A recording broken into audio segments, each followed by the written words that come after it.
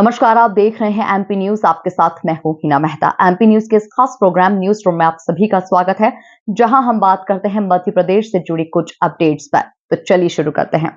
मध्य प्रदेश सरकार की destination cabinet meeting में एक बड़ा फैसला लिया गया, जिसमें मध्य प्रदेश के 11 जिलों के 17 धार्मिक शहरों में 1 अप्रैल से शराबबंदी पूर्ण तरीके से जो है वो लागू कर दी गई है। जी हाँ, मध्य प्रदेश के जो 11 जिले हैं वहां पर धार्मिक नगरी में शराब बेचना और शराब बनाना पूरी तरीके से प्रतिबंधित कर दिया गया है, जो कि 1 अप्रैल से लागू हो जाएगा। यहाँ पर उज्जैन, ओरछा, सकलनपुर, चित्रकूट, ओमकारेश्वर, महेश्वर, मेहर, अमरकंटक और मंदसौर के पशुपतिनाथ मंदिर क्षेत्र में ये नियम जो है वो लागू होगा। मुख्यमंत्री डॉक्टर मोहन यादव सरकार की कैबिनेट मीटिंग में जो फैसला लिया गया है, इससे सभी तरफ से समर्थन मिल रहा है। आपको बता दें कि उज्जैन के काल भैरव मंदिर में जो है वो श्रद्धालु जो है वहां पर मदिरा भगवान को प्रसाद के रूप में अर्पित करते हैं, जिसके बाद ये माना जा रहा था कि वहां पर अगर ये नियम लागू होता है तो वे प्रसाद को कैसे अर्पित करेंगे, ये सवाल उठ रहा था, जिस पर मुख्यमंत्री डॉक्टर मोहन यादव ने जवाब दिया है कि उज्जैन के काल भैरव मंदिर में शराबबंदी लागू नहीं होगी। वहां पर जो श्रद्धालु हैं वो मदिरा लेकर भगवान को प्रसाद के रूप में अर्पित कर सकते हैं, क्योंकि ये परंपरा जो है वो सदियों पुरानी है, वो इसी तरह चलती रहेगी। आपको बता दें, उज्जैन में शराबबंदी के बाद जो है वो मांस विक्रय पर भी रोक लगाने की मांग जो है वो तेजी से उठ रही है। आपको बता दें कि संत, पुजारी और प्रबुद्ध जन जो हैं वो इस फैसले से काफी खुश हैं, जिसके बाद अब मांस विक्रय पर रोक की मांग जो है वो लगातार उठ रही है।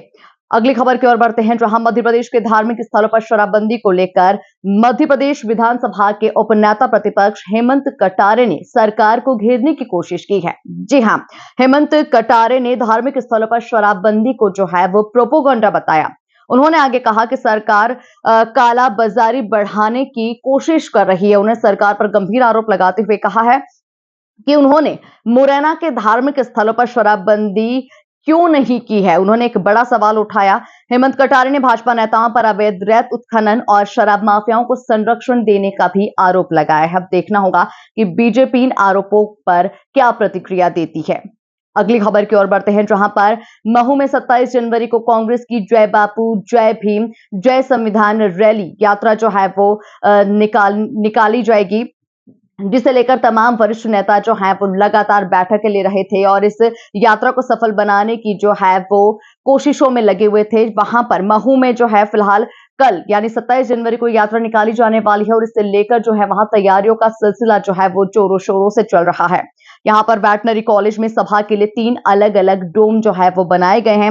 यहाँ पर हेलीपैड तैयार किए गए हैं। यहाँ पर पहले दशहरा मैदान पर हेलीपैड बनाया जाने वाला था, लेकिन इससे अनुमति जो मिली थी उसे रद्द कर दी गई है, क्योंकि महू के दशहरा मैदान के आसपास जो है वो हाई राइज बिल्डिंग है और सुरक्षा की दृष्टि से यहाँ पर हेलीपैड बनाने की जो अनुमति दी गई थी उसे रद्द कर दिया गया है। उसे किसी और स्थान पर बनाने का फैसला लिया गया है। आपको बता दें कि 27 जनवरी को कांग्रेस के कार्यक्रम में लोकसभा नेता प्रतिपक्ष राहुल गांधी और प्रियंका गांधी वाड्रा के साथ साथ राष्ट्रीय अध्यक्ष मल्लिकार्जुन खड़गे भी शामिल होंगे और इनके साथ साथ 4 मुख्यमंत्री, 200 विधायक, 20 सांसद, कांग्रेस वर्किंग कमेटी के 31 सदस्य, सभी प्रदेशों के अध्यक्ष, पूर्व मुख्यमंत्री सहित कई नेता और कार्यकर्ता इस रैली में शामिल होने के लिए महू पहुंचेंगे। आपको बता दें कि कांग्रेस के कार्यकर्ता लगातार इस यात्रा को सफल बनाने की कोशिश कर रहे हैं और यहां पर 2 लाख से ज्यादा लोगों के शामिल होने की जानकारी संभावना जो है वो जताई जा रही है। अगली खबर की ओर बढ़ते हैं, जो जबलपुर से है, जहां पर जिला प्रशासन ने 4 निजी स्कूलों को अवैध तरीके से वसूल की गई फीस के रूप में वसूल किए गए 38 करोड़ 9 लाख रुपए लौटाने के, अभिभावकों को लौटाने के आदेश जो है वो जारी कर दिए हैं और इन 4 स्कूलों को ये जो पैसा है वो 30 दिन के भीतर अभिभावकों को लौटाने होंगे। आपको बता दें कि इन स्कूलों पर 2-2 लाख रुपए का जुर्माना भी लगाया गया है। 63,000 विद्यार्थियों से अवैध रूप से 38 करोड़ रुपए फीस वृद्धि कर जो है वो वसूले गए हैं। आपको बता दें, कलेक्टर दीपक सक्सेना की अध्यक्षता में एक जिला समिति जो है वो गठित की गई, जिसने 32 स्कूलों की जो है वो जांच की है, जहां पर 4 स्कूलों के द्वारा अवैधानिक रूप से बढ़ाई गई फीस को उन्होंने अमान्य कर दिया। ये जो स्कूल हैं जिसमें से कैंट स्थित saint Joseph convent girls senior secondary school है, दूसरा जो है वो Gabriel higher secondary school Ranchi है, Delhi public school Mandla road और संजीवनी नगर स्थित रॉयल सीनियर सेकेंडरी स्कूल जो है वो शामिल हैं। यहां पर जबलपुर जिला शिक्षा अधिकारी घनश्याम सोनी ने बताया है कि उक्त स्कूलों के द्वारा शैक्षणिक सत्र 2019-18-19 और से लेकर 2024-25 तक 63,009 विद्यार्थियों से 38 करोड़ 9 लाख रुपए फीस के रूप में अवैध रूप से वसूले गए हैं, जिन्हें लौटाने के आदेश जो है वो दे दिए गए हैं। अब तक 265 करोड़ रुपए वापस करने के आदेश दिए गए हैं। जबलपुर जिला प्रशासन के द्वारा गठित समिति के द्वारा अब तक 32 स्कूलों की जांच करते हुए अवैध रूप से वसूल की गई 265 करोड़ रुपए की वसूली जो है उसके लौटाने के आदेश दिए गए हैं। आपको बताना चाहेंगे कि इस दौरान 12 स्कूलों के प्रिंसिपल स्टाफ के साथ साथ 84 व्यक्तियों के खिलाफ आपराधिक प्रकरण जो है वो भी दर्ज किए गए हैं और कई प्रिंसिपल संचालकों को हो सकता है कि जेल भी हो सकती है। जाते जाते हम मौसम पर बात कर लेते हैं, जहां पर मध्य प्रदेश में फिर से ठंड ने दस्तक दे दी है। पश्चिमी विक्षोभ के गुजरने और उत्तर भारत की बर्फबारी के कारण ठंड जो है वो अपना असर दिखा रही है। यहां पर उत्तरी हवाओं के प्रभाव से न्यूनतम तापमान में 3 डिग्री तक गिरावट जो है वो दर्ज हो सकती है।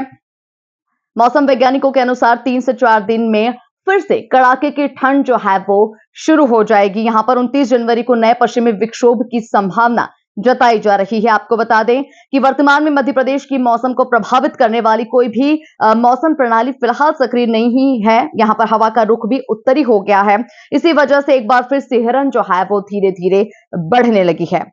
उत्तर भारत के पहाड़ी क्षेत्र में हाल ही में जबरदस्त बर्फबारी हुई थी, जिसके बाद आने वाले कुछ दिनों में भारी ठंड पड़ने की संभावना जो है वो जताई जा रही है। तो ये थी कुछ अपडेट्स। लगातार खबरों के लिए आप बने रहिए हमारे साथ और देखते रहिए एमपी न्यूज।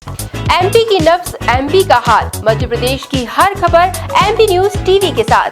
लगातार खबरों के लिए सब्सक्राइब करें हमारा YouTube channel MP news TV.